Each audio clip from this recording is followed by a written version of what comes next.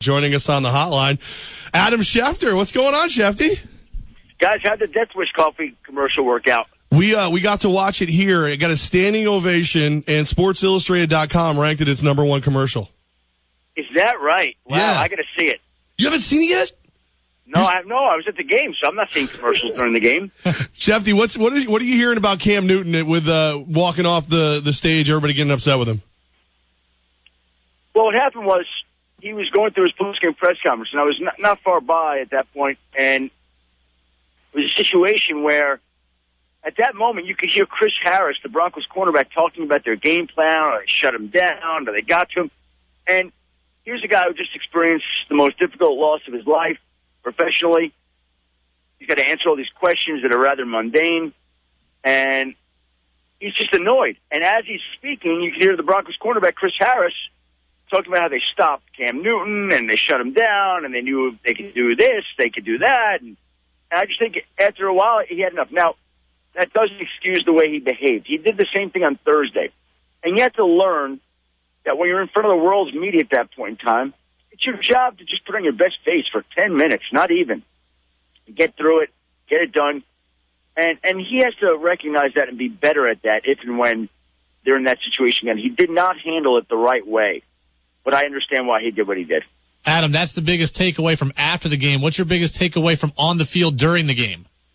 Von Miller made himself a lot of money. Peyton Manning gave himself a perfect way to end his career. Now, he hasn't made a decision, doesn't want to rush into a decision. I got all that, but it's set up just the way it should have. He's never going to have a better situation than that. He'll take some time to think about it. You know, there might be other teams that have an interest in bringing him in. Maybe he will entertain the idea of thinking about that, but my own sense is he's done in Denver, and he's probably done in the NFL. Adam Schefter joining us. Thanks to our friends at Death Wish Coffee and their big commercial in the big game. And LeSean McCoy gets into a little bit of trouble on Saturday night. What's the latest on that, Shefty? Yeah, it happened in Philadelphia, and you know the Bills were under the assumption that it was nothing much, but then there were officers who had broken ribs. So right now they're trying to investigate it, determine exactly what happened, and then they can make a decision. Now, whenever there's a headline like this and there's police activity and injuries, I think the league will take a look at it too because the league doesn't have enough to investigate already. And if this thing comes out of it for LeSean McCoy, that certainly could be a possibility if it's warranted. We'll see. Shefty, Marshawn Lynch hanging him up? Yeah, made it official yesterday. We reported on ESPN Downtown Insiders yesterday that he was planning to retire. He told people he was retiring. That was the plan. And, of course, in Marshawn fashion, does it during the Super Bowl. Has a pair of cleats hanging from a line with a emoji, peace out. And that was his way of saying goodbye. In typical Marshawn Lynch fashion, no words needed. Didn't say a lot during his career. Didn't say a lot on the way out. But done at the age of 29. Here's a guy who had a tremendous decorated NFL career, saved all his money, so really should be financially secure here going forward. And he plays a very physical brand of football, and now he's done. Schefter, we see that Riley Cooper is no longer a member of the Eagles. Is this the final cut of ties with Chip Kelly?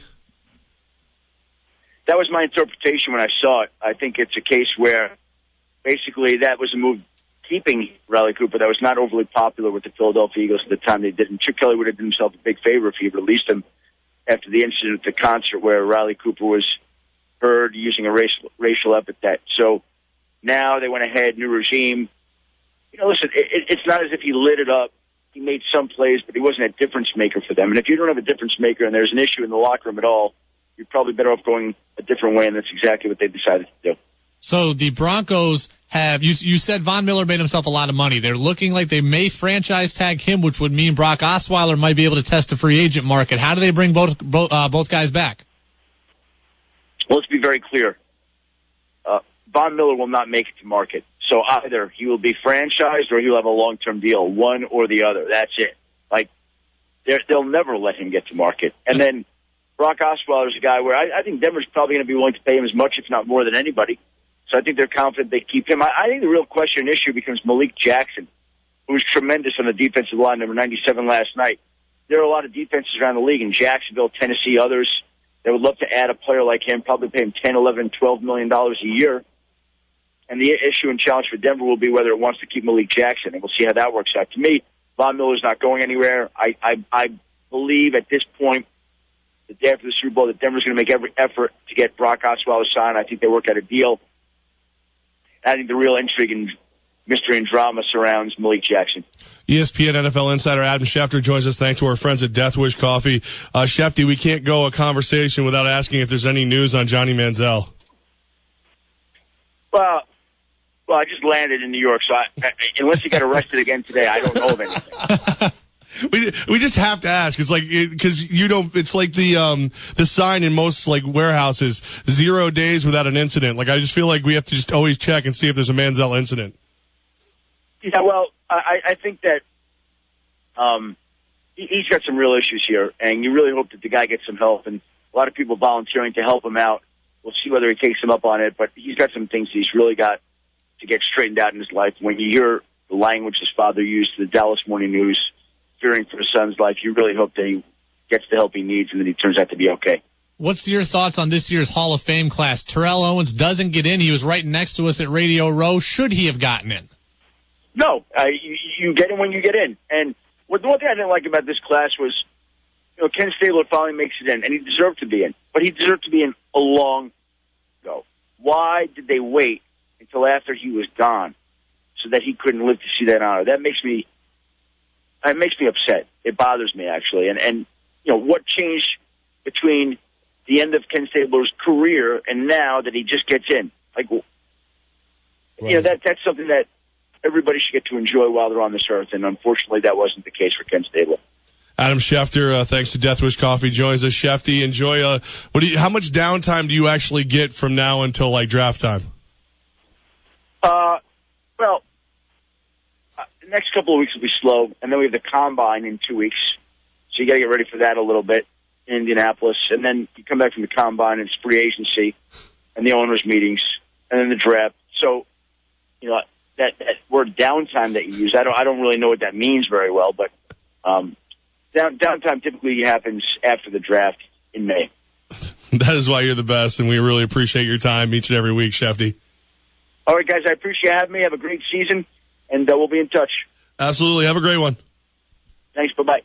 Adam Schefter, thanks to our friends at Death Wish Coffee, who, of course, won the small business big game contest. So last night during the third quarter of the Super Bowl, you saw the Death Wish Coffee commercial with the Vikings going crazy, directed by people associated with Pirates of the Caribbean. Really great spot. Sports Illustrated ranks it as its #1 Super Bowl ad. So good news for all parties involved. Shefty's still awesome, even though he never gets time off. And Death Wish Coffee winning big. And I was talking to John from over there, and he said, "Yeah, we are completely swamped with orders, but we've been anticipating it, and we're ready for it."